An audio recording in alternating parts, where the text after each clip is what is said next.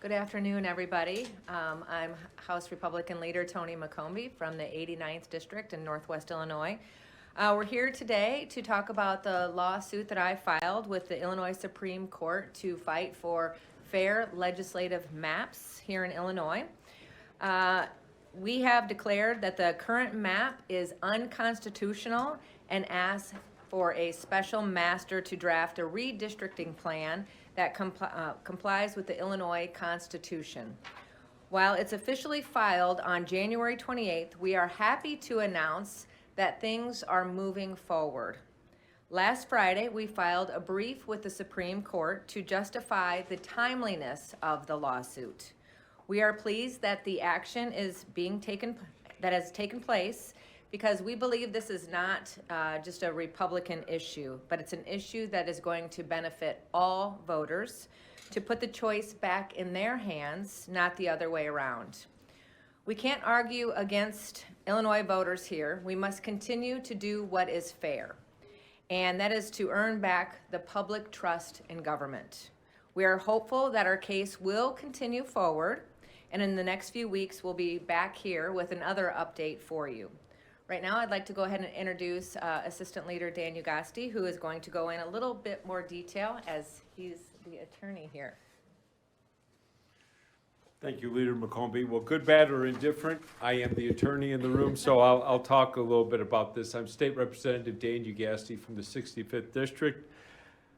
As Leader McCombie stated, we addressed the issue of timeliness, and we did so because the court sent out an order asking both the plaintiffs in the case, which Leader McCombie is the lead plaintiff, as well as the defendants, the State Board of Education, to address the timeliness of the matter and whether or not there's an issue there.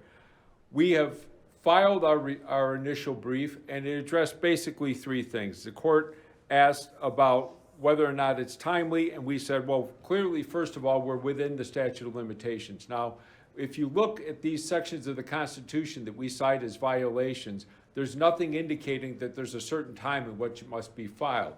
So then you go look at the Illinois Code of Civil Procedure, and there's a 5-year catch-all for that. And there's two different ways of looking at that. You can look at the last election as being the last violation, because that's when these maps came into play and determined the outcome of the General Assembly, as being the last time we had a violation of the Constitution. And that would put the date in November of 2024. And of course, we're within the 5-year statute of limitations. Or you can even look at when the map was enacted back in 2021 and whether or not we are within that time frame. And if you look at the 2021 time frame, when the map officially became official after the federal court ruled it was legal, then we're still within that 5-year time frame. So it should be considered by the court. But one other issue to look at is an old common law doctrine that deals with a leader such as Leader McCombie, who is a constitutional officer, addressing a public concern, because she's not suing on her behalf. She is suing on behalf of all the voters of the state of Illinois that are having their right to free and equal elections taken away from them by this very map. And because of that, there would be no statute of limitations or timeliness question. It would be solely that we get to proceed forward on this issue. So looking at all that, and also considering a Supreme Court case, Davis versus Bandimer, I may be getting it wrong, the plurality in that case basically said, this is the U.S. Supreme Court now, that you should have 2 election cycles to look at to make sure there's actually a harm being done. Well, that's exactly what we did. We had the 2022 election in which this map was relevant. We had the 2024 election in which this map was relevant. And now we filed in early 2025, just as soon as we could after that election. You know, part of the reason we need to keep this in front of people is because this is important to the residents of the state of Illinois.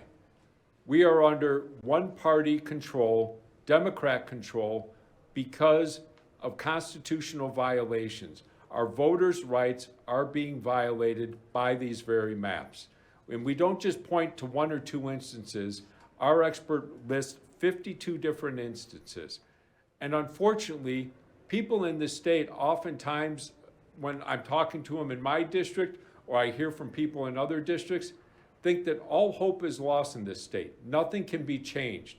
The Democrats control the state. This is the way it is. These are the policies they're putting forward, and there's nothing that can be done about it. And unfortunately, that is why I hear many people are leaving the state of Illinois. Many businesses are done in the state of Illinois, which affects all of us who stay here. We need to be growing this state. We can't watch it continue to go down. We are taking this sign from the Supreme Court that they want to hear about timeliness, because we know we have solid arguments on it, as being a positive sign. We are not in a helpless situation. The people of the state of Illinois can have hope. These maps aren't permanent. The Supreme Court can invalidate them, ask a special master or order a special master to draw constitutionally valid maps, and we can move forward to a brighter day in Illinois. I'm going to let Leader Spain, who's our deputy leader, address a few more issues. Well, thank you, Leader Ugasti. My name is Ryan Spain, State Representative from the 73rd District. I live in Peoria. This is a big deal, and we've come before you to talk about redistricting many times, but we promise we will continue to do so when big things are happening. And today's announcement is that big things are happening on this case in the state of Illinois. It is a big deal that the Illinois Supreme Court has set a briefing schedule to hear from us and hear from the defendants in this case about why this issue is timely. And as we've shown in your packet, in our response brief, in the slide summary that you have, this is a very, very timely issue. And I would point out, redistricting issues continue throughout the country. Even as of this moment, Illinois is not alone and not unique as a state that is still litigating and considering impacts from the redistricting decisions that happened in 2021. And so what we've learned now is that our case is even strengthened further by having 2 election cycles underway that we can point to with incredible data that comes from them. First of all, we've said this before, in the 2022 election, Republican candidates for the Illinois House won a majority of the statewide vote. And what did that get us? 1/3 of the legislature. 1/3, with Democrats taking a 2/3 artificial supermajority that was delivered only through gerrymandering. That's not fair. And in fact, it's illegal. It violates the Illinois Constitution.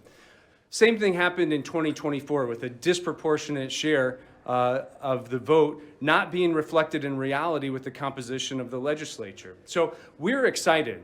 We are really encouraged by the court setting this briefing schedule and asking for more information.